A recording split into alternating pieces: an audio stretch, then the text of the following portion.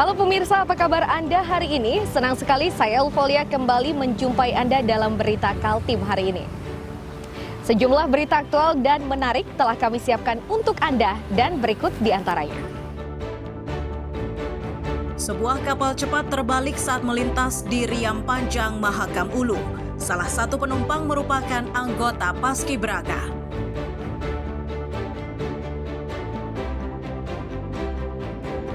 Cuaca ekstrem kini terjadi di wilayah Berau. Warga diimbau untuk lebih waspada.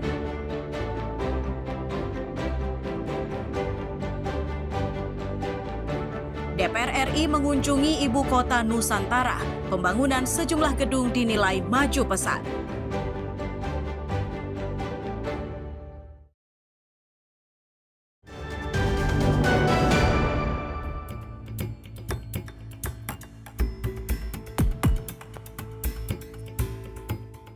Dalam rekaman video amatir ini, sebuah kapal cepat mengalami kecelakaan saat melintas di Riam Batu Lafung, Riam Panjang, Kabupaten Mahakam Ulu.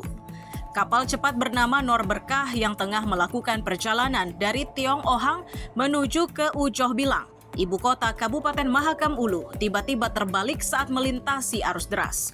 Beruntung seluruh penumpangnya berhasil menyelamatkan diri. Dua warga yang mengadukan kejadian ini mengaku peristiwa seperti ini sering terjadi. Meski begitu, mereka tetap memanfaatkan jalur tersebut karena akses daratnya belum tersedia. Disebutkan saat kejadian salah satu penumpangnya adalah seorang calon pasukan pengibar bendera di Kabupaten Mahakam Ulu.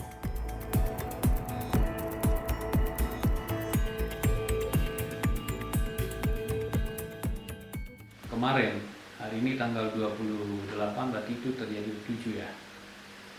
Di speed melintas di Riam Panjang, di salah satu Riam dan langsung terbalik tenggelam. Satu unit speed ya, tidak dapat diselamatkan. Berapa orang penumpangnya? Penumpang ada berapa orang ya? Banyak ya pokoknya?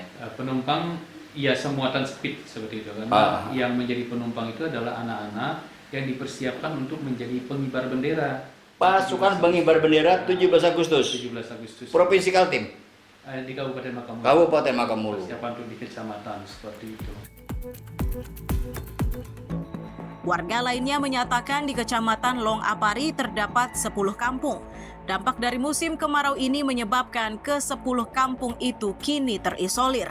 Dalam kondisi seperti itu, mereka mengaku kesulitan mendapatkan pasokan pangan.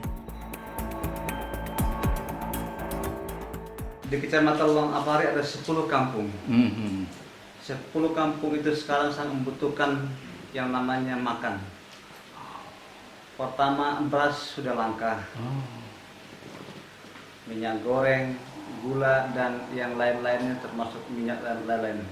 Nah, harapan kami di Kecamatan Long Apari, tolong ini diberi perhatian khusus kepada Kecamatan Long Apari. Karena 10 kampung di Kecamatan Long Apari itu membutuhkan itu semua.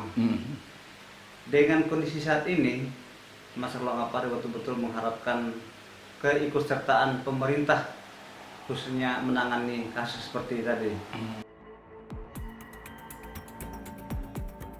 Warga berharap pemerintah pusat, provinsi, dan kabupaten segera turun lapangan. Mereka juga meminta akses jalan segera dibuka agar saat musim panas mereka tidak lagi terisolir. Amir Hamzah dan tim liputan melaporkan dari Mahakam Ulu.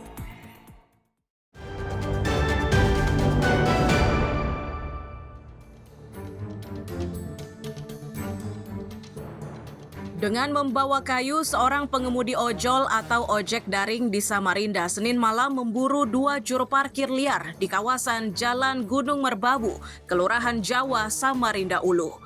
Ia tidak sendirian, namun datang bersama seratusan rekannya sesama ojol. Ini terjadi setelah salah satu rekan mereka dipukul oleh juru parkir liar di kawasan tersebut.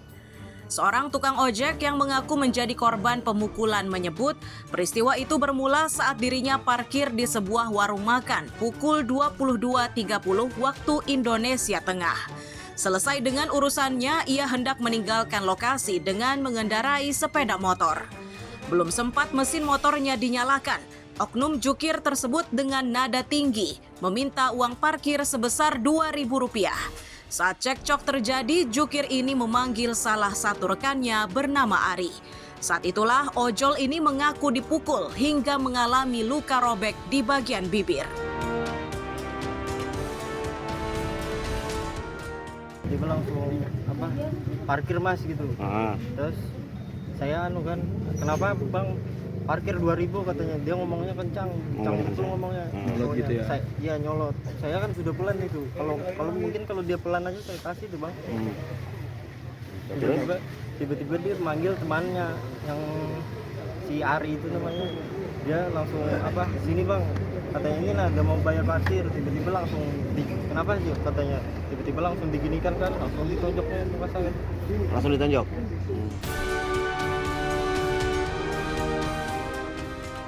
Gagal menemukan pelaku, korban bersama sejumlah rekannya melapor ke kantor polisi sektor Samarinda Ulu. Korban kemudian diminta polisi untuk melakukan visum guna melengkapi berkas perkara. Amir Hamzah dan Iswanto melaporkan dari Samarinda.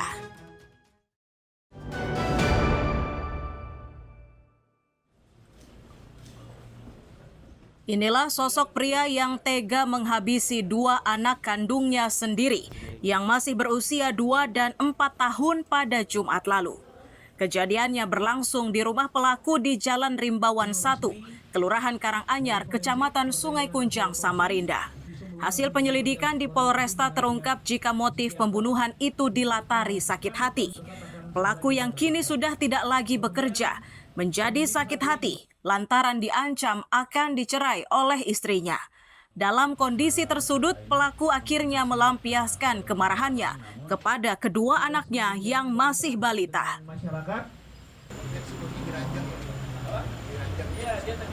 Ini yang bersangkutan sering cekcok dengan istrinya. Kemudian ada, kalau dari pelaku menyampaikan, dia ada merasa sakit hati dengan ucapan-ucapan dari istri yang menyatakan bahwa istrinya minta cerai dari si pelaku. Kemudian juga menyampaikan bahwa menganggap pelaku ini sudah tidak bisa lagi menafkahi keluarganya. Ya, jadi karena memang pelaku ini kurang lebih berapa bulan terakhir ini sudah tidak dalam keadaan bekerja, sudah berhenti dari salah satu perusahaan yang ada di kota Samarinda ini, yang bersangkutan bekerja sebagai helper. Tapi memang karena ada waktu itu sakit, akhirnya berhenti dan sampai saat ini belum mendapatkan pekerjaan lagi. Akibat perbuatannya, WA yang sudah ditetapkan menjadi tersangka ini dijerat pasal berlapis. Salah satunya tentang pembunuhan berencana dengan ancaman hukuman 20 tahun penjara. Amir Hamzah dan Iswanto melaporkan dari Samarinda.